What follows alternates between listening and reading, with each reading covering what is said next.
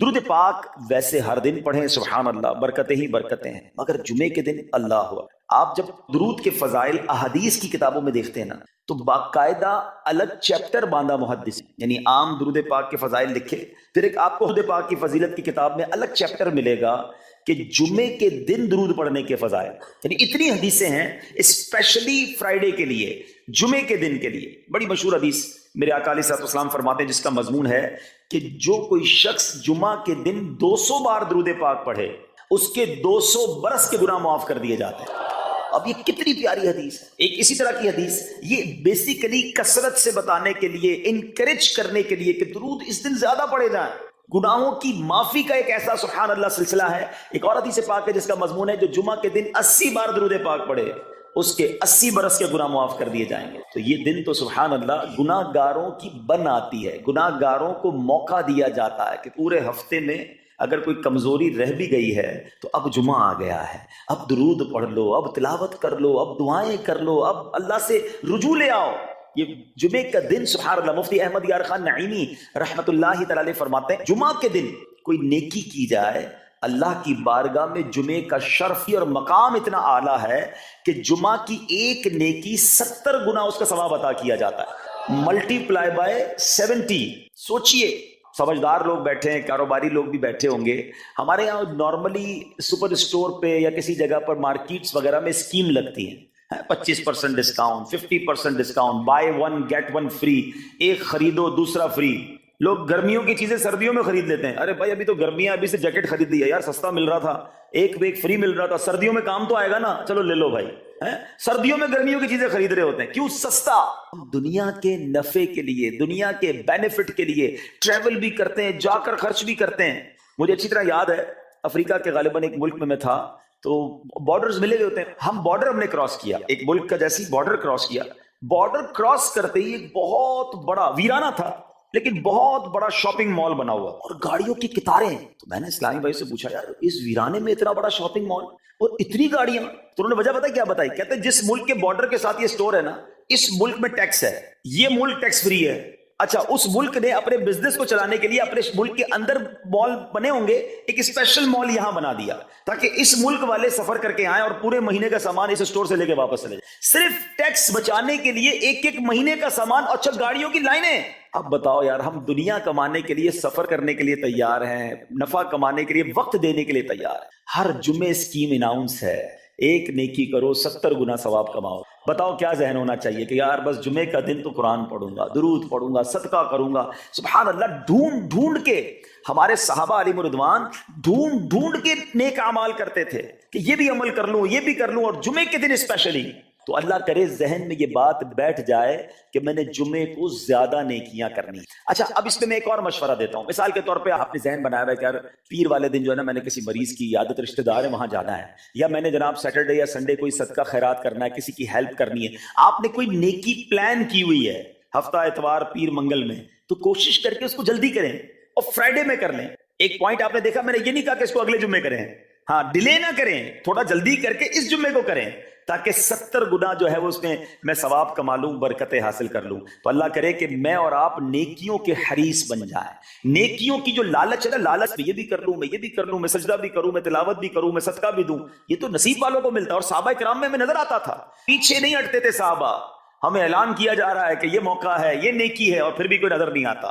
اللہ کرے کہ یہ جذبہ، کیونکہ یاد رکھو جس طرح کاروباری لوگ کہتے ہیں نا سیزن ہے نیکیاں کر لو، بالکل اسی طرح جب تک میری اور آپ کی سانسیں باقی ہیں نا، نیکیوں کا سیزن جاری ہے۔ جتنی نیکیاں کمانی ہے کما لو، یہ مائنڈ سیٹ بنا لو کہ یار پتہ نہیں کب مر جاؤں، اور نیکی اور نیکی۔ جس طرح پیسے کمانے کا ذہن ہوتا ہے نا، اللہ کرے اس سے زیادہ میرا اور آپ کا نیکیاں کمانے کا ذہن ہو جائے، یار تھوڑی اور نیکی کما لو، تھوڑی اور۔ مثال کے طور پہ آپ کہیں جا رہے ہیں، کسی نے کہا ذرا بیٹھیے 10 منٹ بعد وہ بھائی آئیں گے۔ اب ہم 10 منٹ کس طرح گزارتے ہیں؟ موبائل نکالا اور جناب دیکھنا شروع، 10 منٹ کیا 15 منٹ بھی گزر جائیں پتہ نہیں چلے گا، لیکن یہ 15 منٹ میں کیا ملا؟ شاید گناہ ہی ملے ہوں گے، کیونکہ ہمارے موبائل میں تو بہت ساری چیزیں ایسی ہیں یا تو حرام دکھا دیتی ہیں یا حرام سنا دیتی ہیں۔ لیکن اگر نیکیوں کا ذہن ہو تو بندہ سوچے یار 10 منٹ میں تو میں سورہ یاسین پڑھ سکتا، 10 قرآن کا ثواب ہے۔ موبائل میں قرآن پاک ڈاؤن لوڈ ہو، قرآن شریف نکالا اور یاسین شریف پڑھ لی، ویٹنگ ایریا کے اندر 10 قرآن کا ثواب کما لیا۔ اگر یہ مائنڈ سیٹ ہو بندہ کہ یار اتنی دیر میں تو 100 بار درود پاک پڑھ لوں گا، اور آقا علیہ الصلوۃ والسلام فرماتے ہیں جو 100 بار درود پاک پڑھے اس کی دونوں آنکھوں کے درمیان لکھ دیا جاتا ہے کہ یہ بندہ دوزخ کی آگ اور نفاق سے بری ہے۔ 5 منٹ 10 منٹ میں اتنی نیکیاں کما سکتا، لیکن مائنڈ سیٹ ہی نہیں ہے، گھنٹوں ضائع کر دیں گے، نیکی کمانے کا ذہن نہیں بنتا۔ اگر یہی 10-15 منٹ میں مجھے پیسے ملنے ہوتے تو بتاؤ ہم کیا کرتے؟ اللہ کرے دل میں اتر جائے میری بات۔ تو بہرحال جمعہ کا دن یہ بہت کمال کا دن ہے۔ ہر جمعے کے دن آپ کو اونٹ صدقہ کرنے کا ثواب مل سکتا ہے۔ ایک اونٹ کتنے کا آتا ہے؟ 1.5-2 لاکھ روپے کا تو ہوتا ہے۔ 2 لاکھ روپے ہر جمعے کو صدقہ کرو، مہینے کے ہو گئے 8 لاکھ روپے۔ بندہ بولے غریب آدمی 8 لاکھ ہر مہینے؟ جی جناب، ہر مہینے 8 لاکھ کم و بیش آپ صدقہ کرنے کا ثواب کما سکتے ہیں۔ کیسے؟ کتنا آسان۔ نبی پاک علیہ الصلوۃ والسلام فرماتے ہیں جس کا مضمون ہے جو جمعے کے دن سب سے پہلے آتا ہے اسے اونٹ صدقہ کرنے کا ثواب ملتا ہے، جو اس کے بعد آتا ہے اسے گائے صدقہ کرنے کا ثواب ملتا ہے۔ اللہ کی رحمت سے ہر جمعے فرشتے مسجد کے دروازے پر کھڑے ہوتے ہیں، ہم اللہ سے دعا کرتے ہیں اللہ تیری نوری مخلوق کے صدقے ہم پر رحم فرما، ہماری مغفرت فرما۔ مگر جب امام خطبے کے لیے کھڑا ہو جاتا ہے آقا علیہ الصلوۃ والسلام فرماتے ہیں وہ رجسٹر بند کرتے ہیں اور وہ بھی آ کر امام کا خطبہ سننے، جلدی آ کر کچھ منٹ پہلے آ کر۔ اچھا علم دین الگ ملتا ہے، ظاہر ہے یہاں ہر جمعے بیان ہوتا ہے، وہ بیان سننے کو آپ کو الگ ملے گا، نیکی کی دعوت الگ ملے گی، سبحان اللہ اونٹ صدقہ کرنے کا ثواب۔ مبارک ہو انہیں جو جلدی آتے ہیں۔ تو بہرحال اب میں چاہتا ہوں کہ جب بات جمعے پر ہی ہے تو ایک میں نے اور آپ کو پیغام دینا تھا۔ جمعے کو خطبہ دیا جاتا ہے، سالوں سے خطبہ سن رہے ہیں، مجھے اچھی طرح یاد ہے جب میری عمر شاید 17-18 سال تھی تو سن کر آدھا خطبہ تو مجھے اسی وقت یاد ہو گیا، اب شاید پونا یاد ہو گیا ہوگا۔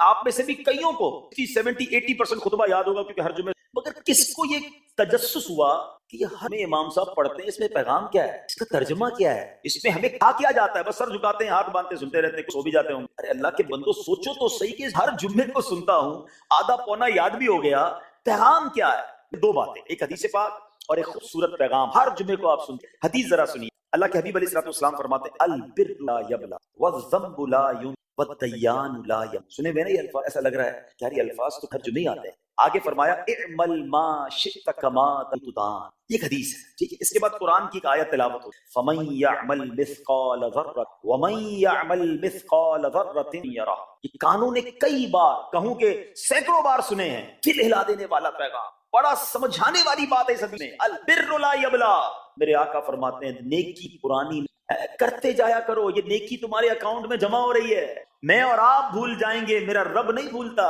اس کے خزانے بڑے ہیں۔ جہاں نیکی پرانی نہیں ہوتی نا، اگلا جملہ سنو والذنب لا ينسى، گناہ بھلایا نہیں، میں اور آپ بھول گئے۔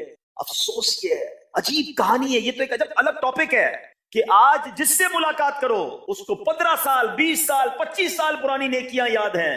لوگ ملتے ہیں کہتے ہیں 1990 میں حج کیا تھا، 95 میں عمرہ کیا، 2002 میں فلاں مسجد بنائی، آپ کی دعوت اسلامی کے قافلے میں بھی 2005 میں گیا تھا۔ ساری نیکیاں 15 20 سال پرانی یاد ہیں۔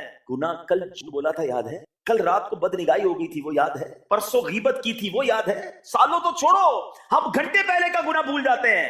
مگر حدیث ڈرا رہی ہے، سمجھا رہی ہے وَالذَّنبُ لَا يُنسَى، گناہ بھلایا نہیں جاتا، تم بھول گئے ہو، جواب دینا ہے۔ اور آگے فرمایا وَالدَّيَّانُ لَا يَمُوتُ، فرمایا کہ جو فیصلہ کرنے والا ہے موت، اللہ کو نہیں، میں اور آپ مر جائیں گے، جس سے ڈیسیشن لینا ہے، جس سے فیصلہ کرنا ہے۔ پھر آگے فرمایا اعمل ما شئت کما تدان، کر لے جو کرنا ہے جیسی کرے گا۔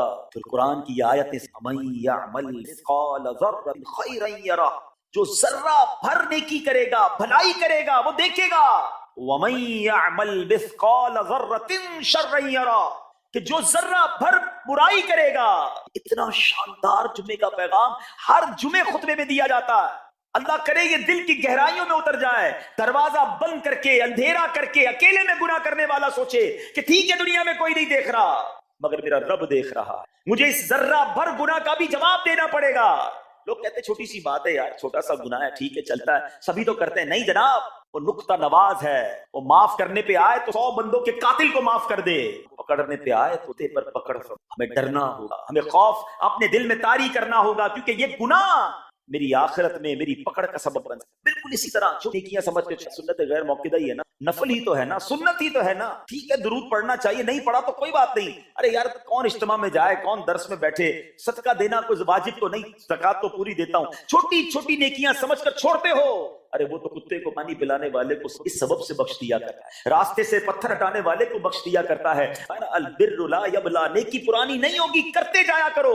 अल्लाह करे कि ये जहन बन जाए कि बस मैं ज्यादा से ज्यादा दो लोगों के दिलों में खुशी दाखिल करूं, मुसलमानों की खैर। इस एक ही हदीस पर, इन आयतों पर मैं मजीद भी बहुत बात कर सकता हूं, लेकिन मैंने इशारा दिया कि जरूर इस पर तवज्जो। और एक शानदार पैगाम जुमे में हमने, क्या शानदार होता है वो पैगाम है, अला ला अल्लाह, याद है सब? और 3 बार कहते हैं इमाम साहब, अला ला ईमान लिमल्ला मोहब्बत अला, अला ला ईमान लिमल्ला।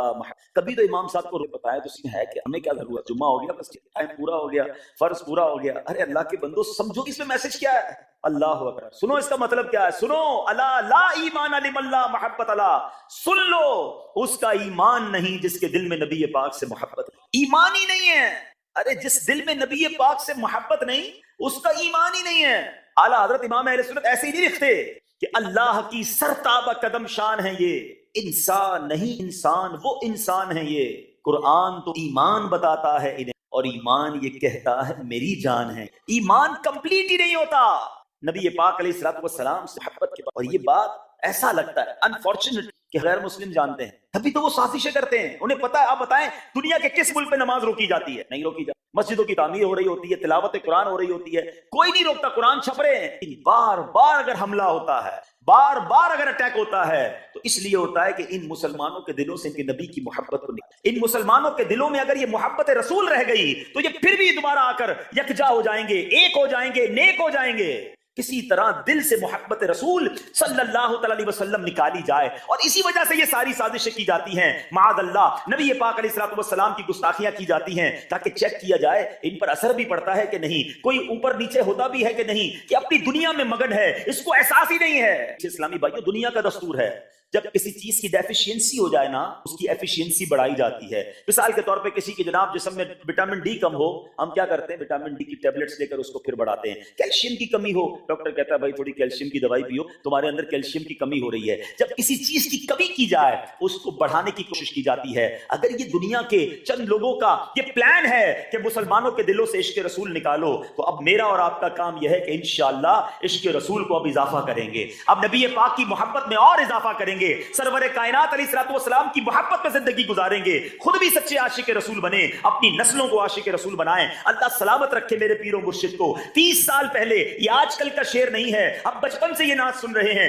कमोबेश 25-30 साल पहले मेरे मुर्शिद ने क्या प्यारी इल्तिजा पेश की, अपनी नस्लों के लिए क्या हमें पैगाम दिया। कहते मेरी आने वाली नस्लें तेरे इश्क ही में मचलें, मेरी आने वाली नस्लें तेरे इश्क ही में मचलें, उन्हें नेक तुम बनाना मदनी मदीने वाले। ये है पैगाम दावत इस्लामी का, कि हम भी आशिक रसूल बने, किसी सूरत हमारे दिल से इश्क रसूल कम ना हो, और जनाब हमारी नस्लों में हम इश्क रसूल उतारें। मुझे और आपको इस डेफिशिएंसी को एफिशिएंसी में, इस पे इजाफे का एहतमाम करना होगा। अब आइए देखते तरीके क्या हैं, कैसे इश्क रसूल बढ़ेगा, कैसे दिलों में मोहब्बत रसूल बढ़ेगी। क्योंकि जुमे का ये ऐलान हर जुमे सुनते हो, अला ला ईमान लिमल्ला मोहब्बत अला, वो ईमान ही कामिल नहीं है, वो ईमान ही कंप्लीट नहीं है जिस दिल में इश्क रसूल नहीं है। तो इश्क रसूल बढ़ेगा कैसे जनाब? तो दुनिया का बड़ा सिंपल फॉर्मूला है कि इश्क बगैर इताअत के कम। दुनिया में भी आप जिससे मोहब्बत करें, हो ही नहीं सकता कि आप जिससे मोहब्बत करें उसकी बात ना माने, कि मैं आपसे मोहब्बत बड़ी करता हूं, मानूंगा एक भी नहीं आपकी। नहीं जनाब, जिससे मोहब्बत होती है बंदा कहता है आपके लिए जान है, आप हुक्म तो करें, आपका फरमान सर आंखों पर। ये दुनिया का दस्तूर है। तो अगर आप वाकई